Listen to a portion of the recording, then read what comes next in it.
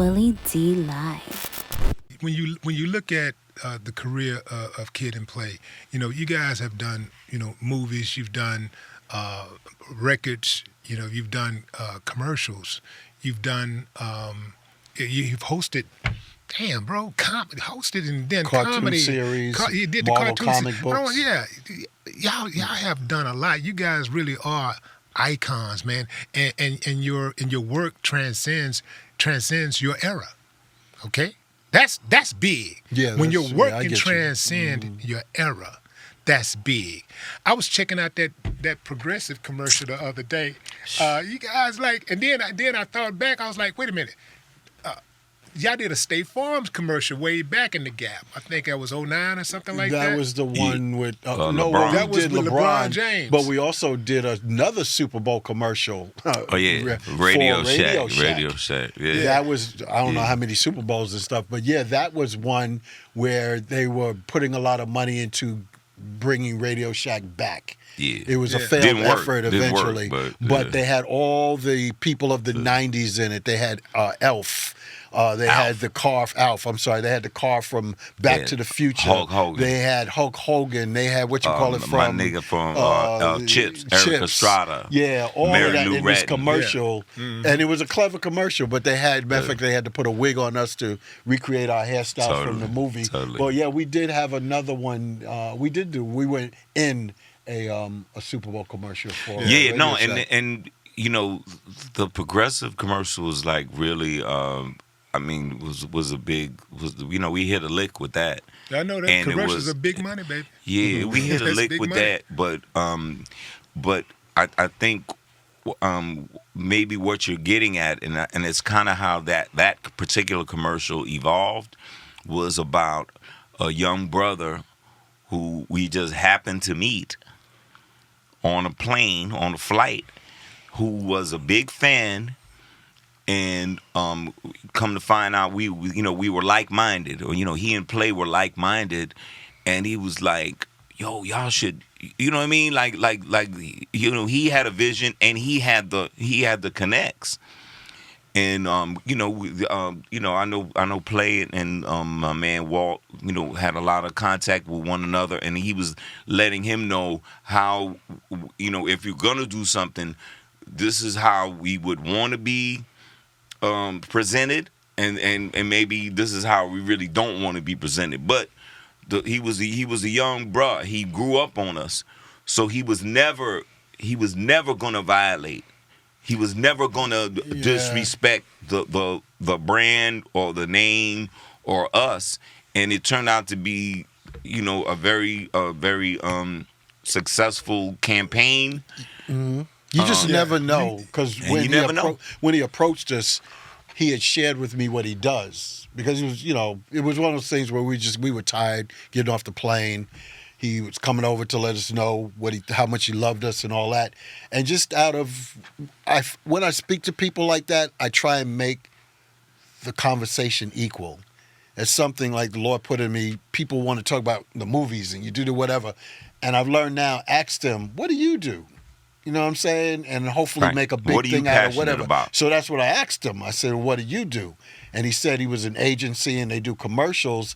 And I expressed my frustration. I said, I've always been wondering why we haven't been approached to do a Geico commercial. All right, cool. In this, that, and the regards third. to Sure. a house party gone wrong and the insurance for it.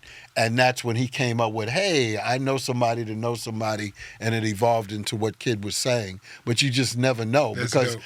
I would have easily just nice to meet you, take a picture and keep it moving. You know what I'm saying? See, here's the deal, and this is for not just us, but all of those guys out there that have put the work in hip hop, and even beyond.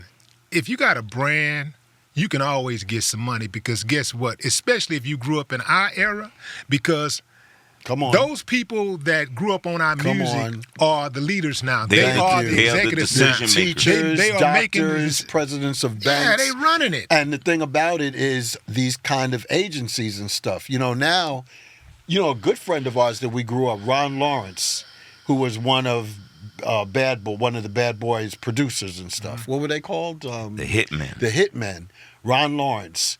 Done so many hits. Plaques is bananas, from Aretha Franklin to Luther Vandross to LL Cool J to J-Lo. But he did Faith Evans. Never knew a love like this. He did Biggie. Yeah, Can't Hypnotized. You see? But where I'm getting at, when our commercial was running, sometimes back to back, his song, the Faith Evans thing, what was it, Walmart? I think it was. Yeah, one of them joints. Yeah, it would be back to back.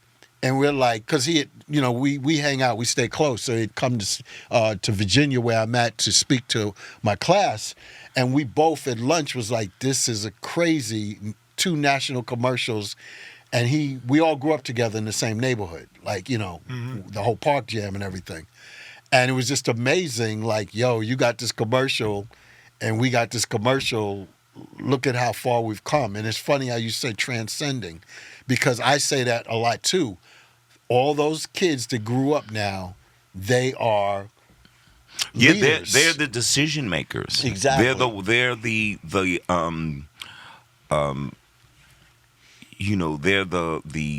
emperors of style. They're the ones that create content. And so they're going to be affected. Really? We got a funny story that I want you to tell it. Really? What? Which one? There's always a part when things begin to change that things might not feel good or be comfortable. I remember when we was trying to get another kind of television thing or something like that with our good friend Suzanne DePass. Okay. And remember that meeting we went to where we were pitching an idea for a show? And it was like nothing but young people. There was these decision makers in the thing. And remember how we pitched that thing, and they just got up and walked out of the thing, and we were all. I'm surprised you don't remember that. We were stunned. No, I probably tried to forget it. It sounds very embarrassing. We were all stunned because it's like, is that what it was the thing? Is that what it all was? And it's like, but the thing is these young people that their thing was, I guess, the gangster rap or whatever, that popular thing going on then. Right. So we had to go through this valley. Yeah, we're in the valley. Of like, they ain't feeling us. It's like, Kid and Play or whatever. And it was a wake up call. Yeah, to if you've see been the in the change business, that's happened. I find I would be hard pressed. Or show me. Tell me if I'm wrong. You've been in the game 20, 25, 30 years. Over 30. Tell me tell me who was on top the whole time.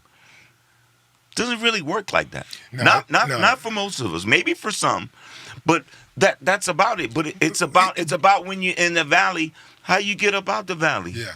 But even Michael Jackson wasn't on top the whole time. Oh, no. He was always famous. He was always an icon. He was always that guy that people go crazy Same for. thing with Prince. But when you talk about on top, we're talking about sales.